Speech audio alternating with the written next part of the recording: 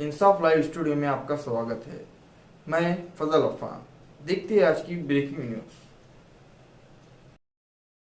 वो भी ऑप्शन है, सब करेंगे, पूरे option are on the table. बिल्कुल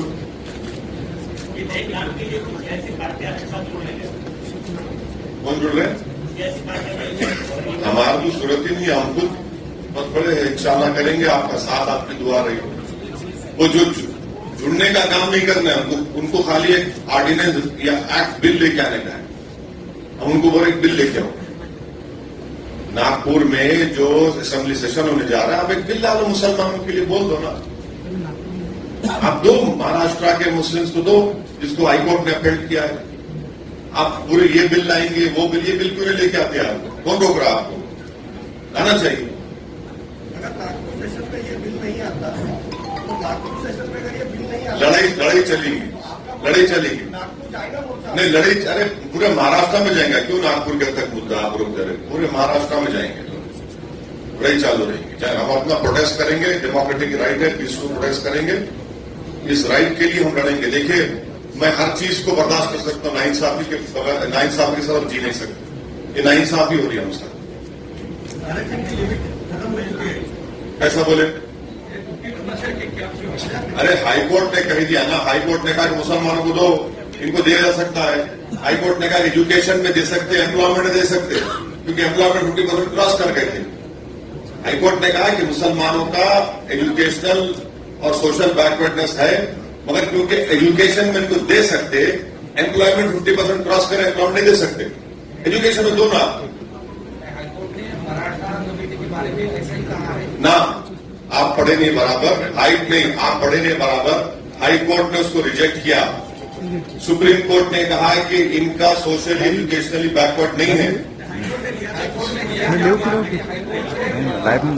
हाई कोर्ट ने मुसलमानों को दिया। मराठाओं को भी दिया है। नहीं नहीं नहीं, देखिए हाई कोर्ट सुनिए मेरी बात सुनिए। हाई कोर्ट में मुसलमानों का अपील किया, मराठाओं का बोला कि ये इनका डेटा नहीं है, तो उन्होंने बिल लेकर आए असेंबली में।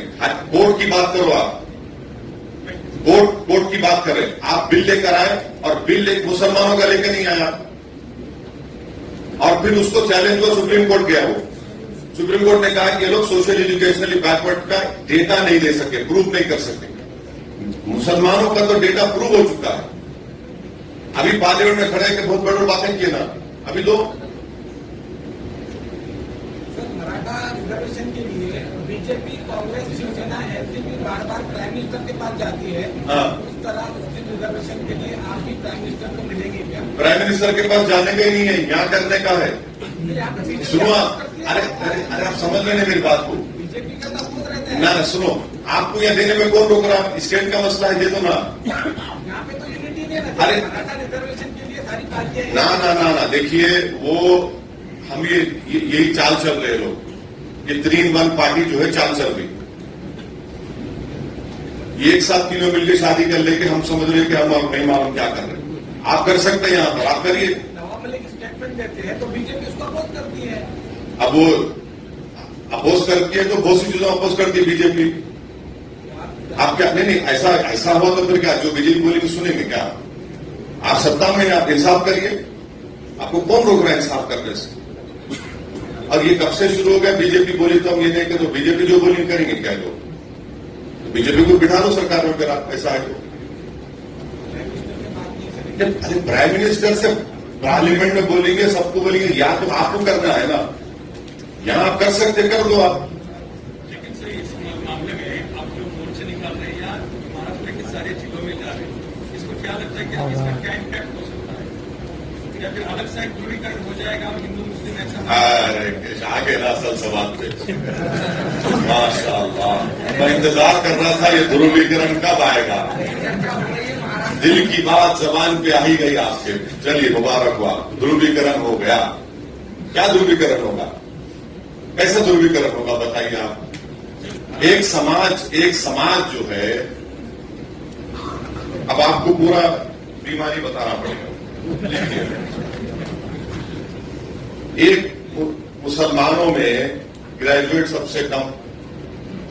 हाँ, फिर उसके बाद आप लोग थे ना, सुने ना, आप लोग देखे ना पूरा, फिर आपकी क्या है पूरा पूरी कुरान शरीफ सुन के आप बोले सूरह फातिहा पढ़ो, मेरे को बोल रहे हैं कहीं का ध्रुवीकरण हो रहा। इंसाफ करेंगे तो देखिए, महाराष्ट्र में 11% मुसलमान है, उस 11% में ये 50 कास्ट को अगर आप देंगे तो महाराष्ट्र मजबूत होगा ना, महाराष्ट्र मजबूत होगा, देश मजबूत होगा। ध्रुवीकरण कैसा होगा? अरे मैडम नहीं है, ये 0.1 भी नहीं है मेरे साथ, तो मैं नहीं पूछूं क्या? मुझे इंसाफ कर, मेरा हक बनता ना।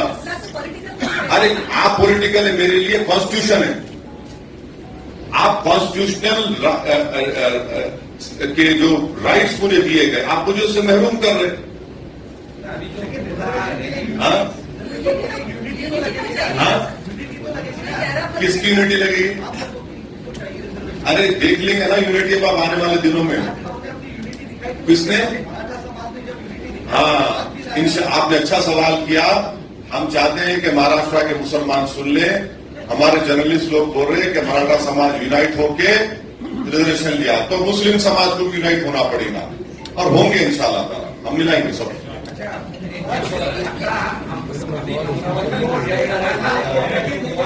हाँ,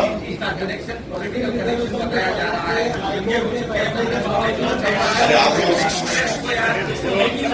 जिसने नहीं पूछा है, पर आप लोग यूनाइट हो जाओ पहले आप लोग यूनाइट हो जाओ, उसके बाद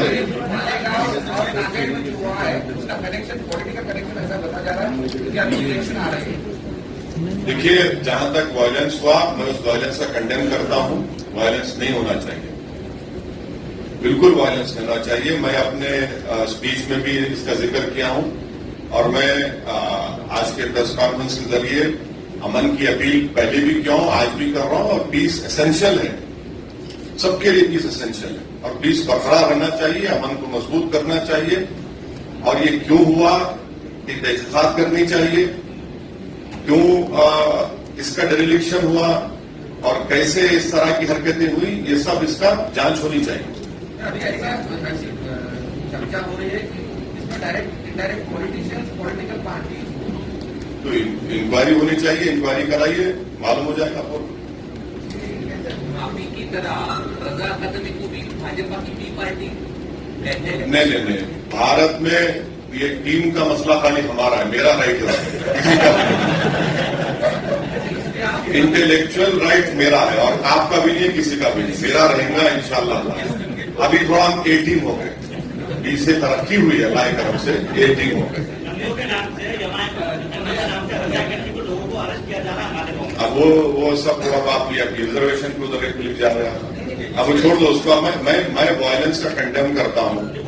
नहीं, अब नहीं, वो देखिए, मैं देखो प्लीज उसको मत लिख जाइए। मैं वायलेंस का कंडेम करता हूँ और करता हूँ।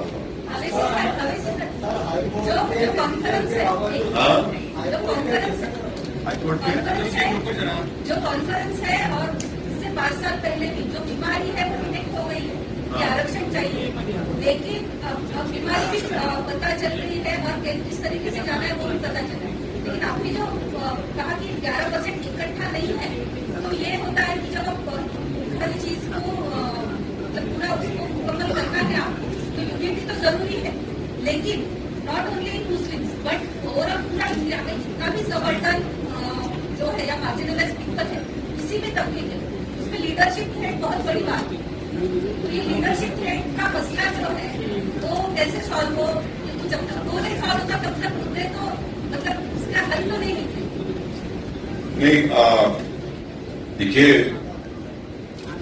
नाइंसाफी के खात्मे के लिए जो सरकार है, जो सत्ता में है, उनकी कॉन्स्टिट्यूशनल जिम्मेदारी होती है कि वो अपने डिसीजन से इस डिस्क्रिमिनेशन का, इस इनजस्टिस का खात्मा करें। रहा सवाल लीडरशिप का, तो एक बात ये समझना चाहिए कि आज अगर डिस्क्रिमिनेटेड और वीकर सेक्शंस के पास लीडरशिप नहीं है, तो इसका हरगिज मतलब ये नहीं है कि ये लोगों में इतना इतनी ताकत नहीं है कि वो किसी सरकार को गिरा सके वोट के जरिए। लीडरशिप नहीं सुनिए, लीडरशिप देखिए। राजपाल जी ने आपका साथ छोड़ दिया।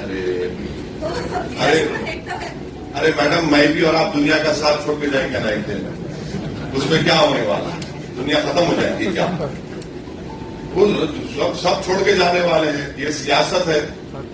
कोई आता है कोई छोड़ता है, हमको क्या करना है? हम अपनी जगह पे, अगर मैं अपनी जगह पे फर्म हूं, अपने उसूल पर, अपने प्रिंसिपल्स पर, अपने मंजिल पर मेरी तवज्जो है, तो यकीनन मुझे अपनी मंजिल मिलेगी। अब कोई छोड़ के जाता है, कोई आता है, तो उनसे पूछना चाहिए क्यों छोड़ के भाग गए, तो उसमें मैं क्या कर सकता हूं? मगर आपका जो बुनियादी सवाल है, यस 11% मुसलमानों को आपने बहुत अच्छा मैसेज दिया, मैं आपका शुक्रिया अदा करता हूं कि जिस तरह मराठा समाज एक होकर अपनी लड़ाई लड़ा और भाजपा को, कांग्रेस को, एनसीपी को, शिवसेना को उन्होंने घुटने टिका दिए उनके। मगर मैं मराठा समाज को भी बोल रहा हूं, वो इतने खामोश क्यों है भी? देखो हम तो लड़ रहे हैं, मराठा समाज बहुत खामोश बैठा है आजकल। क्या वो बातों में आ गए क्या? शिवसेना के, एनसीपी के, कांग्रेस के, भाजपा के? चलिए मराठा समाज भी खड़ा हो जाए, हम भी साथ में खड़े होते हैं उनके, कोई बात नहीं।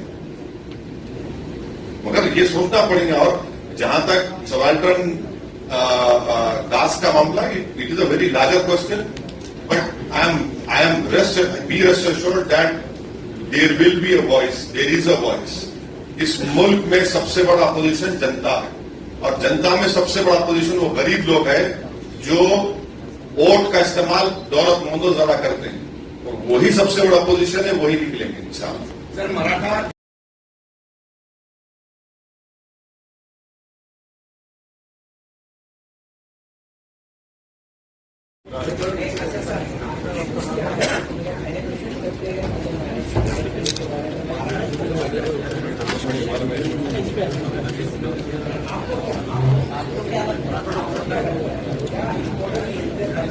नहीं, ये इम्पोर्टेंट इशू था, इसीलिए तो आपको जहमत दी गई है, सेमिनार किया गया कि रिजर्वेशन का मसला जो है एक बहुत इम्पोर्टेंट मसला है। देखिए, कोई भी इंसान नाइंसाफी जब होती है उसे जिंदा नहीं रह सकता। नाइंसाफी खत्म होना जरूरी, हम नाइंसाफी के साथ कैसा रहेंगे? तो महाराष्ट्र के उन 50 कास्ट को, जिसको मुंबई हाईकोर्ट ने अपने ऑर्डर में कहा कि एजुकेशन में इनको 4% रिजर्वेशन मिल सकता है, इसलिए कि वो सोशली, एजुकेशनली उनके बैकवर्डनेस का एक एम्पिरिकल डेटा है, तो उसको नहीं देना एक बहुत बड़ी नाइंसाफी है। आप किसी और किसी को देना चाहते दीजिए आप, मगर जब मेरा मुसलमानों का सोशल एजुकेशनल बैकवर्डनेस प्रूव हो चुका है, हाई कोर्ट ने उसको एक्सेप्ट कर लिया, तो बजाय आप एक एक्ट को लेकर आते या रीप्रोमulgate करते ऑर्डिनेंस को, आप मुसलमानों को नहीं देते, और फिर आप हमको उंगली उठाकर बोलते कि हम कम्युनल हैं और आप सेकुलर हैं। भाई, आप नाइंसाफी तो आप कर रहे हैं ना। ये नाइंसाफी का खात्मा जरूरी, नाइंसाफी खत्म होना चाहिए, और महाराष्ट्र के मुसलमानों को रिजर्वेशन मिलना चाहिए। पूरे मुसलमानों को नहीं, वो जो 50 कास्ट जिसको हाई कोर्ट ने अपने ऑर्डर में कहा कि इनको मिल सकता है, इनको मिलना चाहिए, इसको हाई कोर्ट ने अफेक्ट किया। और ये सरकार, चाहे वो बीजेपी शिवसेना की थी, भाजपा शिवसेना की थी, या फिर अब ये 3-in-1 की जो सरकार है, ये भी तो 3-in-1 भूल गए।